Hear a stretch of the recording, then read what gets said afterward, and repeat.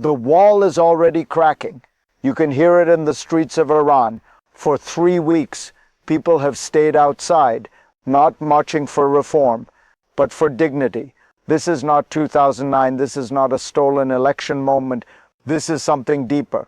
Last year, B-2 bombers ended the 12-day war, and with it, the myth of an untouchable regime. When power looks fragile, fear changes sides. President Donald Trump understands this instinctively. He is doing what America once refused to do. He is speaking clearly, publicly. Critics call it reckless. History often calls it decisive, because revolutions do not begin with silence. They begin when people realize the wall can fall. If you want to understand why this moment threatens not just the Islamic Republic but also China, stay with me, because what's happening next will reshape far more than Iran. This moment needs to be framed correctly. What you are watching in Iran is not a sudden explosion. It is the release of pressure built over decades, a regime that promised justice, delivered control, a system that claimed divine authority, produced economic collapse, food shortages, water failures, fuel scarcity, a currency that no longer stores value, an economy that no longer functions. When a state cannot provide the basics, legitimacy erodes, quietly at first, then all at once. The protests today are not leaderless chaos. They are a referendum on the Islamic Republic's ability to rule, on its claim to strength, on its promise of stability. And here is the critical shift. In 2009, people hoped the system could be corrected. Today, they believe the system itself is the problem. That distinction changes everything, because once belief collapses, force is all that remains, and force is expensive, especially for a regime already hollowed out. To understand how Iran reached this brittle state, we have to go back before the streets filled, back to the choices that built this system in the first place. To understand this collapse, you have to rewind history. Not years, decades. Since 1979, the Islamic Republic has defined itself through resistance. Resistance to America, resistance to the West, resistance to change. That identity came with a cost, a permanent state of confrontation, sanctions layered on sanctions, an economy engineered for survival, not growth. For a time, oil masked the weakness, so did repression. Then came 2009, the Green Revolution, millions in the streets, hope briefly visible, and then silence, not from Tehran, from Washington. President Obama chose restraint, strategic quiet. The regime learned a lesson. Wait long enough, the world looks away. That lesson shaped everything that followed. The nuclear file, the negotiations, the JCPOA. Hundreds of billions flowed back to Tehran, not to the people, to the system. The state grew richer, society grew poorer, a brittle equilibrium emerged, money without legitimacy, power without trust, and brittle systems break suddenly. The 12-day war exposed that fragility. The economy could not absorb the shock. The myth of strength collapsed overnight. That is when history accelerated, because once fear evaporates, people move, and when people move, external patrons are tested. That brings us to the first real rupture. The first rupture was not a protest. It was a revelation. When Israel and the United States struck during the 12-day war, the regime expected protection. It had invested in deterrence, in air defenses, in alliances, especially one China. For years, Beijing had extracted value from Iran, energy, resources, strategic leverage. In return, Tehran believed it had purchased security. That belief shattered in real time. The defenses failed. The response never came. No Chinese intervention, no Chinese shield, just silence. And silence speaks loudly. Inside Iran, people noticed. If the regime could not protect itself, how could it protect them? Power is not what you claim, it is what holds when tested. That moment broke the spell. The state looked hollow. The alliance looked transactional. and the streets filled again. Not for hours, for weeks. If you're trying to understand why this uprising feels different, this is why. Because fear collapsed before hope arrived, and when that happens, history stops waiting. What followed was not spontaneous chaos, it was structural failure. And the real mechanism of control was about to be exposed. Control does not begin with soldiers, it begins with silence. And in Iran, silence is engineered.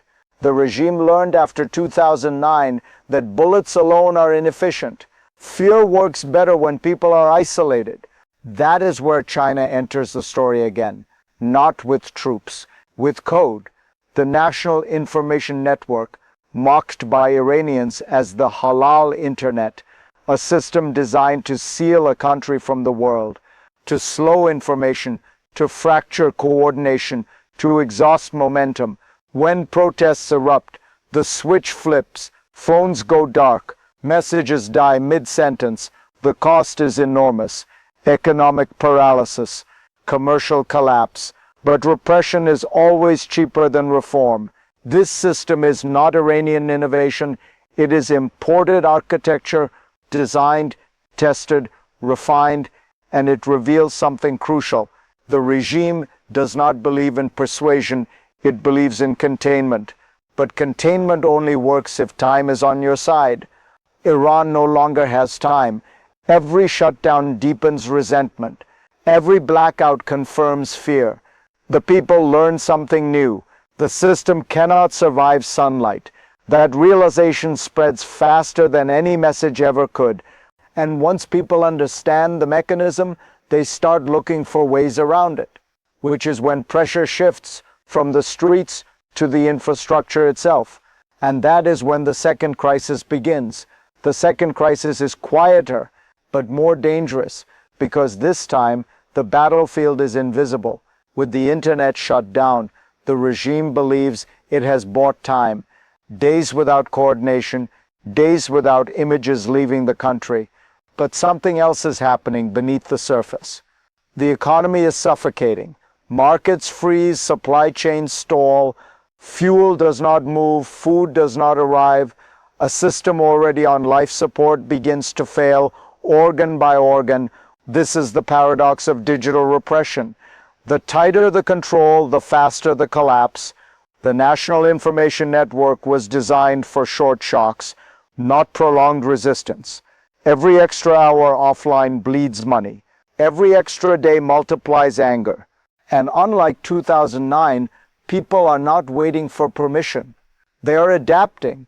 Word of mouth, physical networks, old methods revived.